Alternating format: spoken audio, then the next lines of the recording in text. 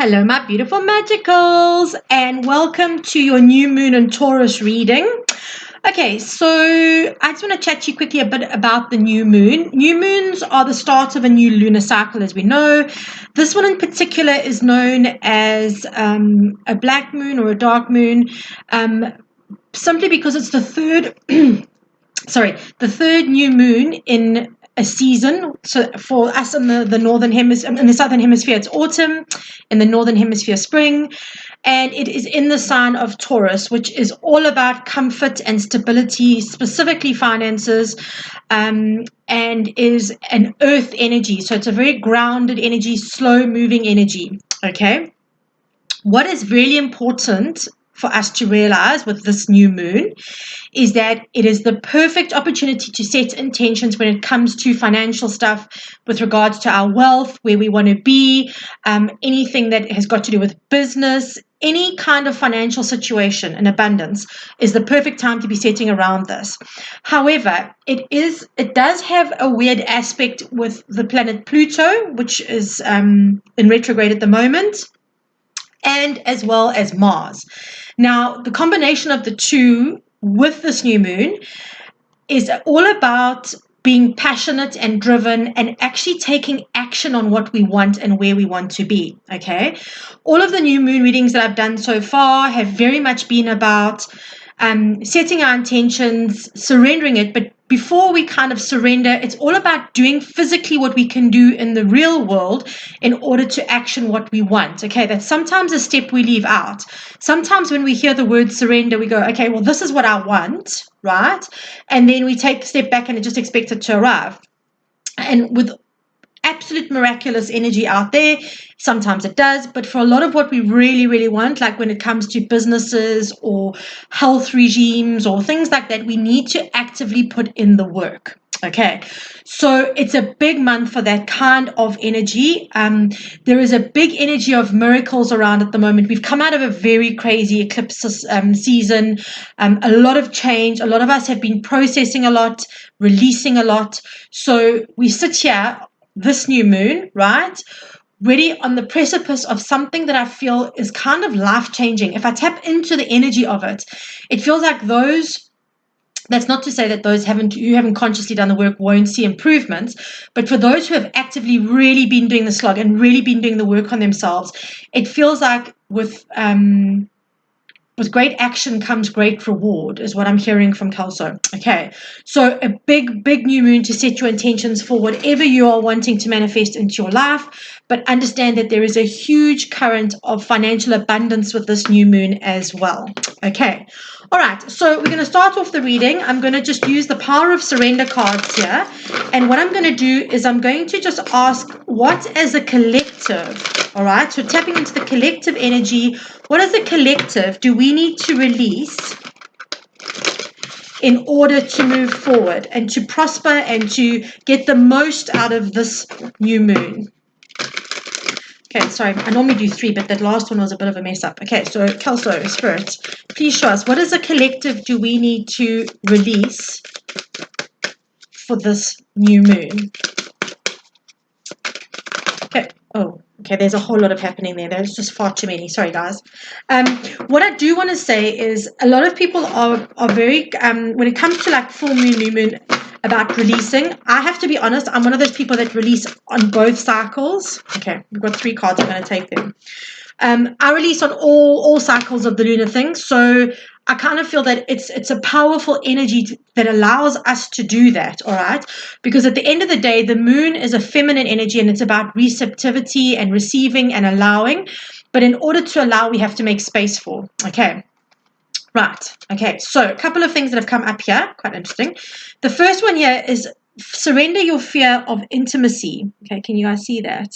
I'm really trying to make different positions with this camera, but I'm not sure I'm succeeding very well. It says here, you are ready to let love in. Compassionately identify and begin to release any patterns that stop you from opening your heart. Okay, guys, for those of you that are in relationships or that are or not looking for relationships, or this can also very much be about self-love. Okay, self-love has been a massive massive current running through this year. It's been a massive current running through all of the healings we've had to do, of everything we've had to go through, all right? Self-love is vital. In order for us to receive anything we want, we have to have an open heart chakra, okay? Because with an open heart chakra, we're in a space of self-love, self-forgiveness, self-compassion, and forgiveness, compassion, and love of others, all right? I say this all the time. We meet others at the level we can meet ourselves at, all right? So what I'm going to say to you here is that at the end of the day, make sure that however this resonates with you, whether it be with regards to wanting an actual relationship, or whether it's with regards to your self-love, all right, make sure that you are open to it.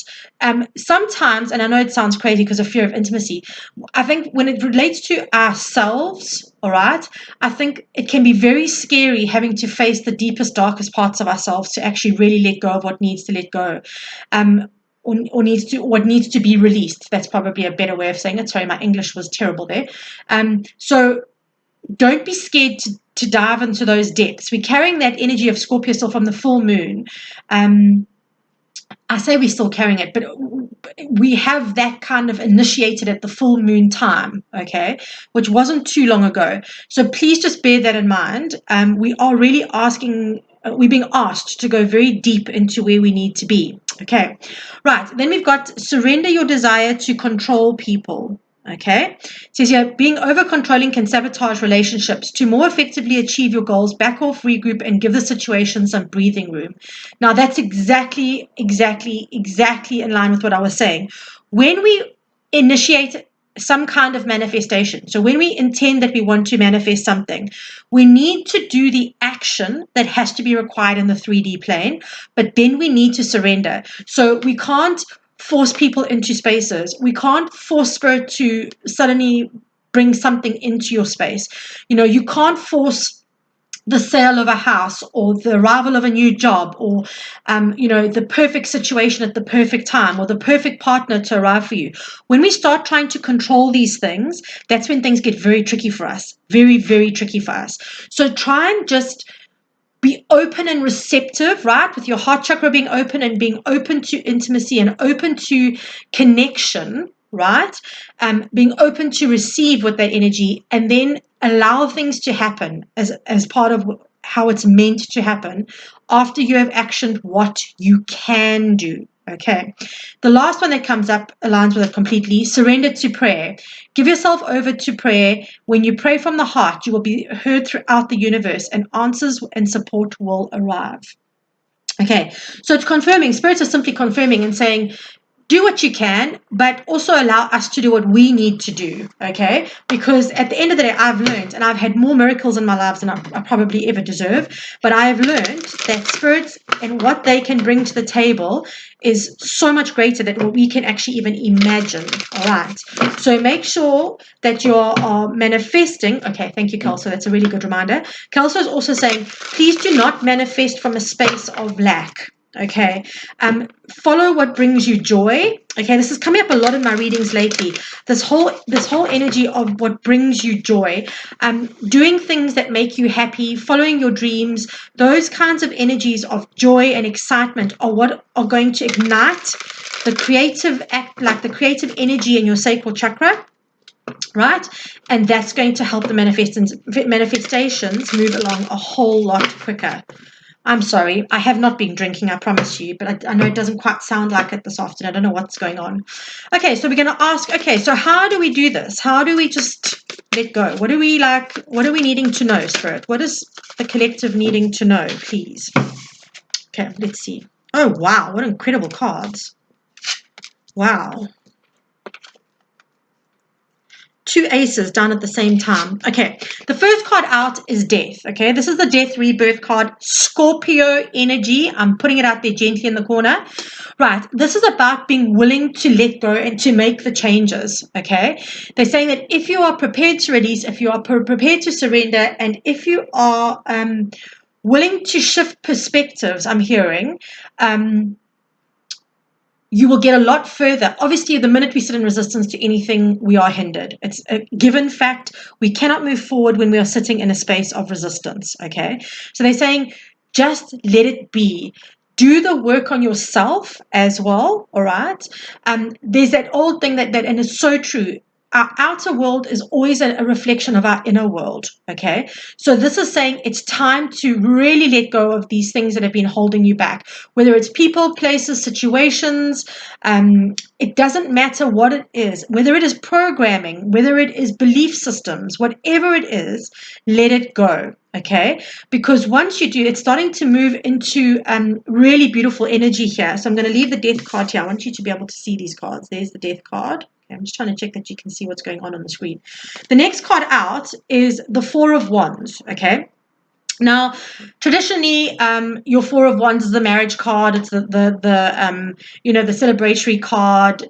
What I'm going to say to you here, though, this is very much about stability, okay? If you check out in the background, there's like a castle over here, right? That is a solid foundation there. There's not much that's going to get into those castle turrets. It's a solid building with a solid foundation that will bring stability, okay?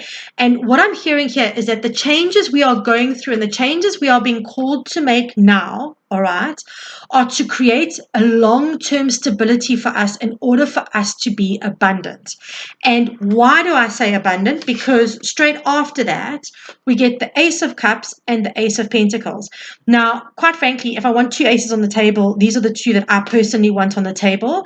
The Ace of Pentacles gives you financial, it talks about the financial stuff. It's about stuff, opportunities and blessings coming in around the financial factor. And the Ace of Cups is about things that you love, offers that will bring you joy and gladness and contentment, okay?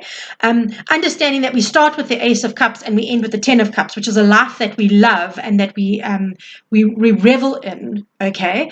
So what Kelso is saying, or I've got to stop saying that, sorry. What Kelso is communicating that Spirit wants you to know, is a better way of going about that, is that here, right, we've got this massive transformation that we're going through, this whole death rebirth, right, which is laying solid foundations for us to actually be able to move forward in a direction where we are open to receiving opportunities and blessings and miracles that bring to us what we want in both the emotional realms and in the actual physical realms, okay? Now, just a reminder that pentacles are slow moving energy. The Knight of Pentacles, slowest in the deck, but he arrives. He does actually show up, okay? So when he does, he comes in with solid offers and although we're not talking about the Knights, I'm just giving you the example that we need a little bit of patience here, okay? Just a little bit of patience. Three of Wands. Oh, there we go. I said Ten of Cups. What did I say? What did I say? Page of Wands. There we go. Okay, anything else? This is actually a really beautiful reading, guys. It's just saying that we have got so much that's available to us. Okay, there we go. Thank you very much. Okay, right. So what I'm going to say here, bottom of the deck, okay, we've got, there we go. Check it out. Actually, I'm going to take this one as well. Okay, we've got the bottom of the deck was Hierophant, Wheel of Fortune, and then we've got the Nine of Swords and the Nine of Wands, right? So, oh, can you see that? Okay, hold on. Let me see if I can bring this around like that. I really got to get this camera thing sorted out. The goddess did not give me RT. Okay, basically what's happening here is once we review our patterning, the Hierophant is not just about marriage, it's about traditions, traditional beliefs, it can be traditional religious things as well, but it is about stuff that we carry as in something that in some ways is generational, okay, but there is a tradition around it, and tradition doesn't necessarily mean it's not always a good thing. It can be something that we've picked up and we just continue to do it, almost as like a habit, a behavioral habit or a behavioral pattern, okay? I'm hearing that once we drop that, okay, because we're sitting here with the Nine of Swords. In fact, I should probably turn these around. And the Nine of Wands, right? We're sitting with that there, okay? Nine of Swords, sleepless nights, anxiety, unnecessary, but it's all in your head. Swords are mental, so it's all in your head. And then we have the Nine of Wands, which is the wounded warrior, right? So they're saying if you can get out of your head, if you can persevere, right? The one thing that the wounded warrior does not do is give up, because it gets to the Ten of Wands where he lays down the burdens, right? He, she, whatever it is. And this one, I think it's actually a girl. It is a girl on this one. Okay, but whatever it is, the wounded warrior keeps going. Okay, it keeps going till it gets to the Ten of Wands. If we can do that, if we can look at our programming and how we believe we are, how we believe in terms of, I'm not communicating very well today. Sorry, guys. What we believe we are worthy of, what we believe we are entitled to, what we believe we are due, what we believe our self-worth is across the board is what I'm hearing. Okay, it was a far more eloquent way of saying it. When we look at that kind of stuff, everything changes for us. Okay, when we start seeing our worth, and right here at the end, right, we got the Queen of Wands pops up at the end, right? And the Queen of Wands knows her worth. If nothing else, the Queen of Wands really, really, really knows her worth. So what I'm going to say to you here is that at the end of the day, this really is review time for us, guys. But if we do the work, Spirit will step in and assist with things that we can't even begin to comprehend. All right. So here, Three of Wands, Ten of Cups. Did I not say we started at the Ace of Cups and we go to the Ten of Cups, right? Three of Wands, Ten of Wands, Three of Wands, Ten of Cups, Page of Wands. Outcome here. Outcome, all right? Ships coming in, right? It's also in a lot of ways, right? I think actually in the Rider Waite tarot, it's a bit clearer. You can see the ships in the distance. With our ships coming in, right, we have all of this beautiful energy, the Ten of Cups, the perfect life, everything we've dreamed of, everything we've wanted, all right? Then we have the Page of Wands about inspiration, new starts, new opportunities, something that inspires us and creates passion. Remember I said to you earlier, do what you love. Do what brings you joy. All right? It's that energy coming through manifest with everything coming forward. If we do the work, this is where we get to when we set our intentions. It will be fair, balanced energy. Six of Pentacles is a very fair kind of energy, right? And the Queen of Wands. It will be fair to us because we will know our worth. We will be getting exactly what we want and what we deserve. Here we go again. Bring in the Ten of Cups, right? Okay. And it will be a long-term stability and a long-term joy because we've done the work and we've built up the stability here. Okay, so guys, what I want to say to you is this is a very powerful moon for us to really build ourselves up and really set ourselves up for a stable future. I am well aware, right, that in life to have a stable future, it's not just about money, but it does make life easier when there is a flow of financial abundance in your life. Okay, that is absolutely a given. So what I'm going to say to you is with this new moon, the cards have spoken. You can see they are really good, positive cards. I never ever, well, that's not actually true. I never see the death rebirth as a tricky card unless there are tricky cards around it, which there aren't. There are only positive cards down on this deck, on this table. So what I'm going to say to you is, guys, focus on what you want. Get serious about it. Commit to doing what your part of the job is. Surrender. Say your prayers. Let go of trying to control outcomes and situations, all right? And let the opportunities arrive. Open your heart space. Get into that open space in your heart space where you're in a complete flow of receiving, okay? And then just understanding that, because when you are in a flow of receiving, you understand that you are worthy of receiving, which is a big part of it, okay? And then everything starts flowing in for you. And essentially, you end up sitting in a really fantastic place, getting exactly what it is that you want and you deserve. Okay, so apologies that this has been a little bit of a jerky one. My vocab today seems to have left me. Mercury seals, the shadow side of Mercury still seems to be playing around a bit, and probably a little bit to do with the lack of sleep. But I'm sending you all so much love, and I'm wishing you the most beautiful new moon. Go for it, guys. Dream big, believe in magic, okay? But also show up for yourself in the ways that you have to, okay? Without you showing up for yourself, none of this can actually start to happen. All right. Sending you all big loves, and I'll catch up with you in a few days. Big loves, guys.